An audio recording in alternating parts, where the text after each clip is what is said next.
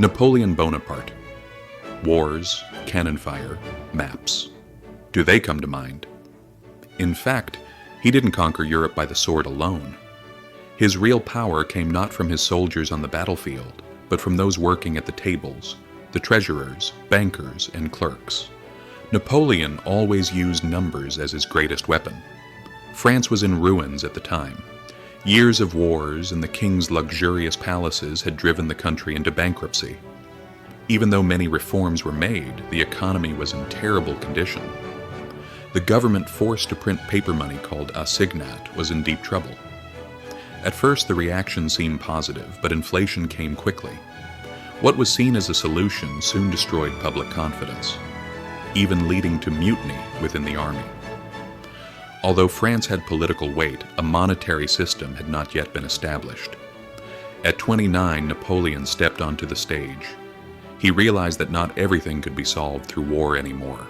He needed to build a system that could control the currency, one based on trust. For that, he founded the Banque de France, a structure intertwining the state and the private sector. Established in 1800, the French bank was built on trust.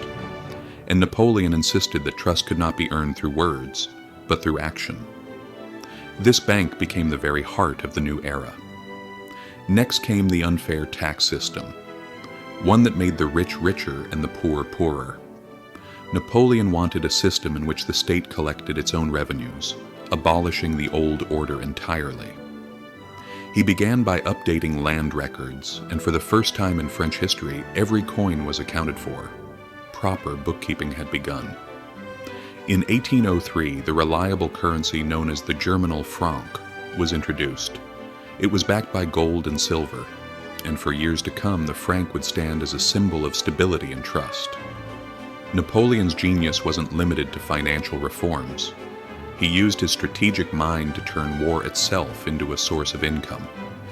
From every victory came reparations and resources that funded his armies. Under his rule, the empire became a self-sustaining machine. But not every move would go perfectly. In 1806, he tried to weaken England economically, but failed. His continental system slowed trade to a halt. Smuggling exploded, and even his allies grew frustrated. You can't manage an economy through pressure. You can't force prosperity. Then came the Russian campaign, a disaster both militarily and financially. Even though Napoleon eventually fell, the systems he built remained. His true legacy.